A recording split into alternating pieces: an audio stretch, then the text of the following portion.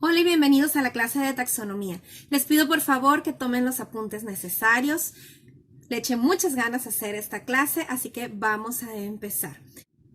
La sistemática es la rama de la biología que se encarga de contrastar las semejanzas o diferencias de los organismos vivos en diferentes categorías. Comprende de dos ramas: la biosistemática y la taxonomía. La biosistemática la vamos a ver así como que por encimita nada más porque no tenemos las herramientas para llevarla a cabo. En la biosistemática se trata del origen y las transformaciones subsecuentes de esa especie, es decir, su evolución, así como los mecanismos que llevaron a esas diferencias y a las nuevas especies para tener todos los grupos que tenemos en la actualidad y que tanto o que tan poquito están emparentados. Por su parte, la taxonomía se encarga de clasificar a los diferentes seres vivos en grupos específicos conocidos como taxones.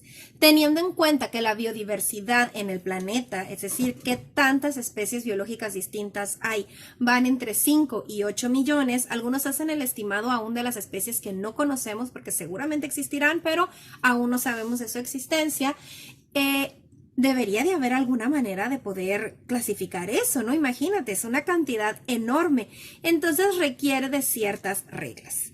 A través de los años han existido varias propuestas, muchas propuestas a través de los años, con criterios muy distintos, depende de a quién le acomode. La mayoría de estas propuestas son artificiales. Quiere decir que no se basan en criterios biológicos, sino que se basan en cómo se ve la forma, de qué tamaño son, de cómo es la plumita, cómo se reproducen, cuál es su tipo de nutrición. Y van a decir, esas no son características biológicas, sí lo son, pero son características fenotípicas, aquellas que podemos ver, no que podamos medir directamente. Otras clasificaciones ni siquiera toman en cuenta parámetros que se puedan medir, simplemente se utilizan cosas que nos interesen a los humanos, por ejemplo, se comen o no se comen, son buenas o son malas, y en eso basa la clasificación. En la actualidad hay clasificaciones naturales, es decir, que sí utilizan criterios genotípicos que están dentro del genoma y que se puedan medir. Y esos son los que va a tomar en cuenta la biosistemática. Ahorita nos vamos a enfocar más en la taxonomía, es la que nos va a interesar ahorita a nosotros. Les invito a leer en la página, lo tengo que apuntado, en la página 172 y 173, el desarrollo histórico de los sistemas taxonómicos. Y el te invito a leer, ya sabes qué significa. Mi hijo no vino ahora para este video, me abandonó, pero aquí lo tenemos en foto. Hola, hijo. Para que veas los diferentes criterios de clasificación taxonómica que ha habido a lo largo del tiempo. Este asunto de la clasificación es algo totalmente humano. ¿O qué crees? Que un día el Carcharodon carcharias, o sea, el tiburón blanco, se levanta así como que, oh, ¿qué seré? Perteneceré al filum chordata. Soy un eslamosbranquio y estoy súper emparentado con las mantarrayas. No, le vale churro. El hecho de la taxonomía es que es para los humanos. Nosotros somos los que la hacemos. ¿Tú crees que el Tadarida brasiliensis le interesa que es un quiróptero? No. ¿Tú crees que el Escherichia coli tiene la enorme preocupación de qué tipo de célula tiene? No. Recuerda que todo esto es humano. Lo hacemos los humanos porque de ahí sacamos un beneficio. Uno de los mejores sistemas de clasificación, y que es el que se sigue utilizando hasta la actualidad, es el propuesto en el siglo XVIII por Carl von Linné. No tengo idea cuál es el acento holandés. O como lo conocemos acá en México, Carlos Linneo. ¿Quién es él? Pues era un maricondo de la clasificación biológica, de las colecciones biológicas, y de alguna manera tenía que ver cómo encontrar los especímenes y qué orden darle, que es en lo que se trata la taxonomía. Por eso Linneo es considerado el padre de la taxonomía. Y es este de aquí. Hola, amigo Linneo. Él es Linneo, vean qué bonito peinadito tiene. Bien, por cierto, ¿sabían ustedes que en la cuarentena la única que está aburrida es Marie Kondo? ¿No saben quién es? Es la que se dedica a acomodar, imagínate. Ella ya tiene acomodado el closet, está aburrida. Uno no, ve aquí. O sea, estoy parada aquí para que no veas eso de atrás, ¿no? Pero hay un show aquí. Las categorías taxonómicas propuestas por Linneo son las siguientes: reino, filum, clase, orden, familia, género, especie. Apréndatelas. Ahí van otra vez. Reino, filum, clase, orden, familia, género y especie. Y en ese orden. porque son una jerarquía taxonómica. Jerarquía quiere decir que hay niveles, gente. Unos significan una cosa y otros significan otra. Y este orden también tiene su significado. Hacia arriba hay más especímenes y hacia abajo hay menos. ¿Cómo es esto? Voy a traerte un juego de mi hija para explicarte. Aquí está. En este caso, las jerarquías o las clasificaciones taxonómicas estarían así, al revés. ¿Por qué? Porque en un reino abarca más. Por ejemplo, en el reino Animalia estamos tú, yo, mi perra, la mosca, la araña, la ballena. Todos nosotros pertenecemos al reino Animalia. Sin embargo, no pertenecemos al mismo filum. La mosca y la araña pertenecen a un filum distinto que el mío, porque ellos son artrópodos y nosotros, tú y yo, somos cordados. Nada más ahí ya nos separamos. Cuando me voy moviendo en la taxonomía, en la jerarquía taxonómica, pues me van quedando menos, hasta llegar a la especie. Igual que aquí, reino, filum, clase, orden, género, especie. Si tú buscas las clasificaciones taxonómicas en internet, te pueden salir muchísimas más, porque en algunos casos hay subcategorías cuando son especies muy cercanas y entonces se pueden hacer subclases o subgéneros o subespecies, o a veces se hacen superclases y engloban a varias juntas, o a veces incluso sale hasta la tribu, por ejemplo, que son estructuras jerárquicas que no todos los biólogos reconocen. Con la que nos vamos a basar son con estas 7. Estas van a ser las estructuras jerárquicas que vamos a utilizar nosotros en clase, ¿sale? Con las últimas dos, género y especie, son con las que vamos a nombrar a los nombres científicos. ¿Cómo está eso? Pues, ¿te acuerdas que te acabo de decir ahorita? ¡Hey, tiburón! ¿Dónde andas? Mira esa cosa, me perdió el tiburón. Ya, lo había aplastado con el libro. Ahorita yo les dije que este se llamaba Carcharodon carcharias. Tú lo conoces como tiburón blanco, o el gran tiburón, o el gigante asesino, o no sé cómo le quieras decir, ¿no? Pero ese es su nombre común. En una tribu perdida por ahí le pueden dar otro nombre, ¿no? El gran Zulú que come a la medianoche o como te dé tu gana. Sin embargo, los nombres científicos son necesarios para darle estabilidad y congruencia a lo que estamos estudiando. Porque es que aquí le dicen así a cierta planta. Pues no es como le digas, es que ese es su nombre y queda establecido. De hecho, hay guías taxonómicas que, dependiendo de la descripción del organismo, llegas a él. Pero cómo se escriben los nombres científicos.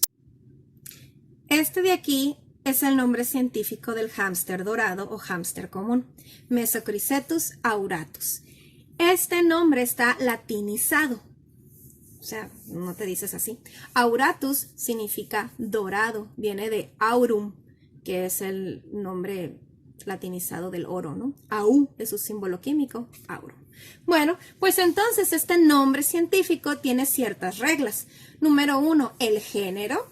Este es el género, va a estar escrito con mayúsculas. El resto del nombre va a estar en minúsculas y debe de estar resaltado del resto del texto de alguna manera. Como yo no sé hacer letras itálicas o cursivas, pues lo puedo subrayar o lo puedo poner en negritas, que se vea diferente al texto en que está alrededor. Este nombre científico lo puedo abreviar. Si yo ya lo mencioné mucho en un texto, yo puedo escribir M. auratus y sé que me estoy refiriendo a Mesochrysetus auratus. Utilizar las últimas dos jerarquías taxonómicas que estaba mencionando Linneo, género, especie, es a lo que conocemos como un sistema binomial. Auratus es un epíteto específico que puede repetirse con algún otro animal, con algún otro organismo, incluso puede ser una planta, que la planta tenga el nombre de su género y que el epíteto específico, el nombre de la especie, sea Auratus porque es dorada. A veces hay algunos nombres como albicans, albus, albas, que significa blanco y se repiten mucho, pero la combinación con otro género lo hace una especie única y por eso la reconocemos como tal.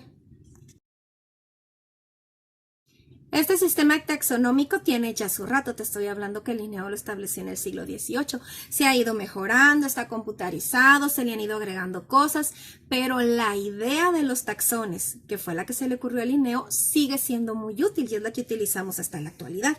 Sin embargo, para Linneo, y no te rías de él porque él lo hizo con la verdad y con la realidad de su tiempo, Para él, por ejemplo, existían 3 reinos en la naturaleza. Ay, no se ve. Para Linneo existían vegetal, animal y mineral. Así que, ¡oh, Linneo! ¿Cómo que mineral? Sí, él quería un sistema de clasificación para la naturaleza. Ahora, como esta clasificación con esas estructuras jerárquicas las utilizamos para los seres vivos, le dijimos, mineral, gracias por participar, pero pues ya te haces a un ladito, ¿no? Esos 3 reinos de Linneo, quitando el mineral nos quedamos 2, pues tienen un pero. ¿Y lo microscópico? Pues resulta que en tiempos de Linneo, aunque el microscopio ya se había inventado, no se tenía la suficiente información acerca del mundo microscópico. O sea que me hace falta los protistas y me hace falta el reino Monera, porque desconozco su existencia y desconozco que hay una enorme variación dentro de ellos. El sistema de Linneo me va funcionando súper bien, lo sigo usando, pero empiezo a tener mucha nueva información. Muchos nuevos descubrimientos, mucho avance en el mundo de la microbiología y entonces, ¿qué hago con tanto? Pues entonces, en 1969 llega Whittaker. Whittaker es un naturalista que lo que dice es que vamos a clasificar a los seres vivos en 5 reinos. Estos 5 reinos de Whittaker son los que hemos mencionado desde que nos conocemos. Monera, protista, fungi, plantae y animalia. Monera comprende a todos los procariontes, que son las bacterias, protista, protozoarios y algas, fungi a los hongos, plantae, plantas, animalia, animales. Bien, cada uno de ellos vamos a ver sus particularidades, características y su importancia. Y pues ya los biólogos súper contentos con su clasificación porque está bien padrísima, bien bonita. Se mandaron a hacer camisetas así de yo team Monera, no, pues yo team Fungi, somos los más chilos. Todos súper contentos, pero a finales de los 70 llegó West, que ahorita te voy a enseñar cómo se escribe, y les dijo, a ver, Esperancita, muy bonita tu clasificación y todo, pero no tomaste en cuenta al ARN ribosomal, maldita inválida, y ¡pum! Les cambió la clasificación. Pues no, era imposible que hubieran tomado en cuenta al ARN ribosomal si no existían las técnicas adecuadas para poder tomarlo en cuenta. En esos años en que quedó establecida la clasificación de Whittaker, se perfecciona la manera en cómo podemos utilizar las enzimas de los núcleos de la célula y poder transformar el ARN ribosomal. Acuérdate que es el que está formando los ribosomas cuando migra el ADN del núcleo y entonces lo pueden sintetizar en el citoplasma. Ese, si no te acuerdas, vete al cuaderno allá a ver biomoléculas del segundo parcial del semestre pasado y ahí está. Entonces, cuando se perfecciona esta técnica, empiezan a comparar el ARN ribosomal de todos los organismos que pueden, ¿no? Empiezan a meterle esfuerzo, dinero, dedicación a este rubro de la biología molecular y empiezan a darse cuenta que se empieza a pintar un mapa de relaciones, de quién está más emparentado con quién, de cómo se parece este ARN ribosomal, que tiene una lógica y un sentido este código genético. Esta ruta de la que estamos hablando, si te das cuenta, es de la que trata la biosistemática. Si yo puedo ver qué tan emparentada está una especie con otra, empiezo a encontrar una ruta evolutiva.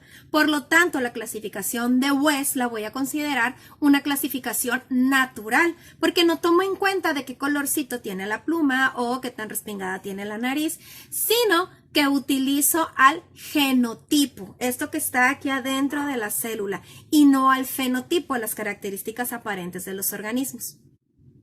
West propone entonces 3 dominios que van a ser arquea, eubacteria y eucaria. Pero no te preocupes, aquí todo tranquilo. Resulta que las bacterias que las considerábamos dentro del reino Monera en la clasificación de Whittaker, West dice que tienen tantas diferencias en el ARN ribosomal que hay que clasificarlas en 2 grupos. A las arqueas, que son las bacterias arcaicas o arqueobacterias, y que vamos a hablar en la clase de mañana, son diferentes de las eubacterias. Eu significa nuevos, las bacterias nuevas.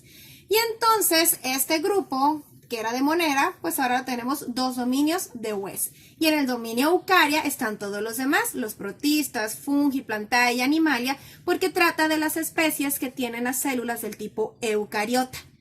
todo reino Monera es procariota y va a estar en los dominios Arcaea y Eucaria. Si no te acuerdas de cuáles son las diferencias entre eucariotas y procariotas, por favor revísalo, porque cuando vimos las células y sus organelos, tuvimos una clase especial para hablar de esas diferencias. Entonces, ¿a quién le hago caso? A Whittaker, a Linneo, a West, ¿a quién? ¿A quién? Son demasiados. O nos vamos con Aristóteles, o con quién seguimos, con Teofrasto, ¿con quién?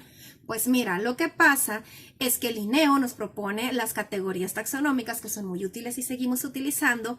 Whittaker nos da los 5 reinos que en realidad son los que seguimos utilizando de manera común. Estos 5 reinos nos permiten rapidito ubicar dónde está quién, porque cuando hicieron el ARN ribosomal se dieron cuenta que pues no andábamos tan perdidos en esta clasificación artificial. Así que, aunque sabemos la existencia de la de West, seguimos trabajando mucho con la de Whittaker.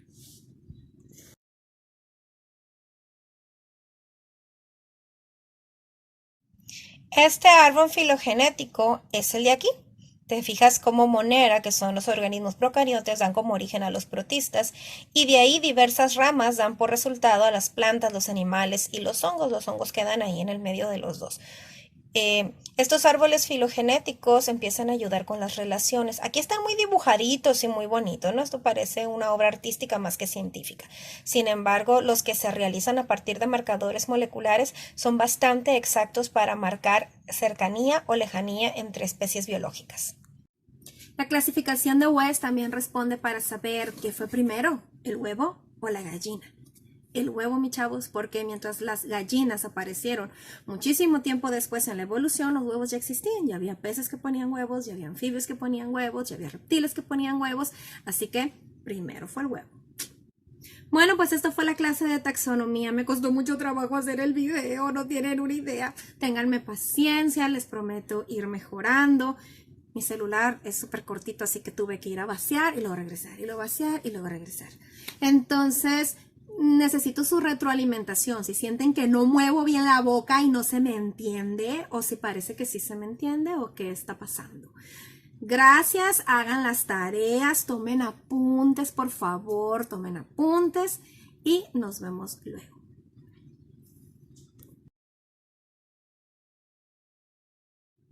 Y pues ya los biólogos... ¡Ah! No había visto mi nariz aquí.